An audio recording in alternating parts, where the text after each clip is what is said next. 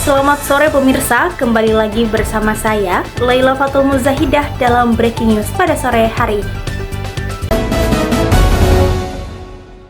Pada tanggal 4 Desember 2024, Teknik Reportase dan Investigasi Berita kembali melakukan pertemuan di pukul 16.00 waktu Indonesia Barat. Walaupun pertemuan ini berbeda, yang biasanya dilaksanakan pada hari Selasa, kini dilaksanakan pada hari Rabu karena Bapak dosen kita berhalangan hadir. Meski seperti itu, tidak menghalangi semangat kami untuk melakukan presentasi dalam penyampaian proposal investigasi yang telah kami buat. Proposal investigasi ini dibuat untuk memudahkan kami dalam melakukan tugas akhir dari mata kuliah Teknik Reportase dan Investigasi Berita dengan tugas membuat berita investigasi yang akan kami lakukan dan kami tayangkan pada bulan Januari. Baik, kelompok 1 akan melakukan investigasi mengenai pabrik yang membuat minuman keras yang berada di daerah Cikande. Nah, pabrik tersebut sudah berkali-kali diberikan peringatan karena pelanggaran yang telah ia lakukan. Pabrik ini cukup besar. Nah, dampak dari pabrik ini seharusnya pabrik ini tuh tidak boleh memperjualbelikan minuman keras ini di wilayah Banten. Tapi nyatanya pabrik ini tetap melakukan distribusi di daerah Banten. Sudah berkali-kali ditegur juga pabrik ini untuk menutup pabriknya karena tidak sesuai dengan undang-undang yang Banten keluarkan. Namun hal itu tidak dihiraukan oleh pihak pabrik dari minuman keras itu sendiri. Maka dari itu, kenapa mereka mengambil tema ini? Karena hal ini tidak sesuai dengan tagline Banten yang sangat keislaman. Namun nyatanya pabrik minuman keras ini masih terus ada dan terus mendistribusikan minuman kerasnya di daerah Banten. Tak hanya itu, banyak warung di pinggir jalan yang menjual minuman keras ini secara sembarangan. Nah, hal ini bisa merusak moral masyarakat Banten dan tentunya bisa meningkatkan kriminalitas. Selanjutnya, kelompok 2 mempresentasikan bahwa kita akan melakukan investigasi dengan judul skandal pembuatan KTM atau kartu tanda mahasiswa yang tak kunjung rampung dengan dugaan kasus narkoba. Mengapa kita mengambil tema seperti itu? Latar belakangi karena pada angkatan 2022 ini banyak sekali teman-teman kami yang sudah membuat KTM pada awal perkuliahan. Namun sampai saat ini kita belum mendapatkan KTM itu sendiri. Lalu kemana uang yang telah kita setorkan beserta data diri dan juga foto-foto yang telah kami serahkan? Nah, kenapa tidak ada kejelasan dari pihak bank dan juga kampus mengenai hal ini? Dan kami sering mendengar bahwa jika kita ingin membuat KTM, maka akan dikenakan biaya tambahan, baik itu berupa 20.000 ataupun diharuskan membuat rekening bank BTN. Nah, ada juga yang memberitahukan bahwa uangnya akan dikembalikan ketika kita telah membuat rekening bank BTN. Nah, maka dari itu kami tidak mengetahui kasus apa yang sebetulnya terjadi di balik pembuatan KTM yang tak kunjung selesai ini. Apakah ada kendala dalam percetakannya? Namun jika memang ada kendala dalam percetakannya, mengapa tidak dicetak ulang?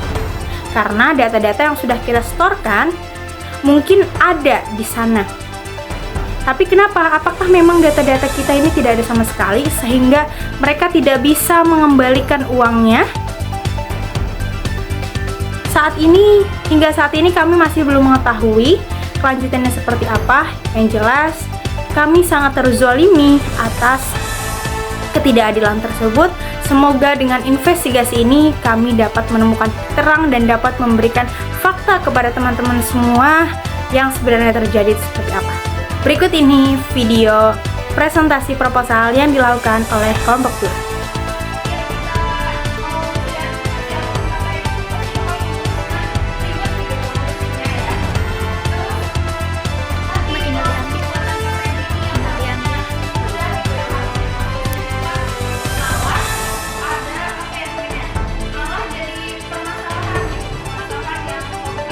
Itu dia sedikit cuplikan dari proses penyampaian presentasi dari kelompok 2. Selanjutnya ada presentasi dari kelompok 3 yang membahas tentang maraknya kasus pencurian motor di Andamui. Pada tahun 2022, S1 UIN Sultan Maulana Hasanuddin yang berada di kampus 1 kini dipindahkan semua ke kampus 2. Hal itu membuat mahasiswa bermukim yang tadinya di sekitaran kampus 1 berpindah ke daerah kampus 2. Salah satu tempat yang paling dekat dengan kampus UIN Banten adalah daerah Andamui. Nah, hal ini menjadi tempat yang paling strategis karena lokasinya yang sangat dekat dengan kampus. Banyak kosan juga di sana, banyak jajanan, dan semakin sekarang ini semakin banyak pembangunan dan juga toko-toko yang berada di sana. Namun semenjak pindahnya UIN di sini dan Andamui mulai menjadi ramai, banyaknya kasus pencurian motor. Dan hal ini masih dicurigai karena banyaknya yang diambil motornya adalah mahasiswa. Harga motor yang kita tahu bahwa itu tidak murah, pasti sangat memberikan luka mendalam bagi para korban. Nah, hal ini tentu sangat meresahkan warga. Maka dari itu, apakah Andamui ini layak untuk menjadi tempat tinggal bagi mahasiswa? Hal ini akan diselidiki oleh teman-teman kami, dan syukur-syukur jika mereka bisa menangkap pelakunya.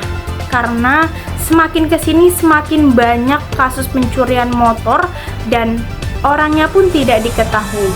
Semoga dengan adanya kasus investigasi ini dapat memberikan kesadaran lebih kepada mahasiswa untuk lebih menjaga kendaraannya, dan juga kepada masyarakat yang tinggal di Andamui untuk meningkatkan keamanannya bersama mahasiswa juga meningkatkan keamanan di daerah Andamui, entah dengan cara mengadakan pos ronda atau lain sebagainya.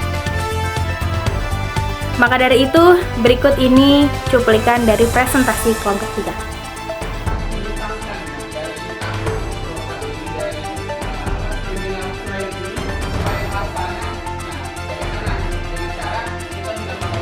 Baik pemirsa, mungkin cukup itu saja yang dapat saya sampaikan.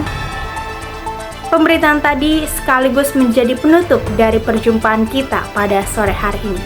Saya Laila Fatul Muzahidah, pamit undur diri dari hadapan Anda.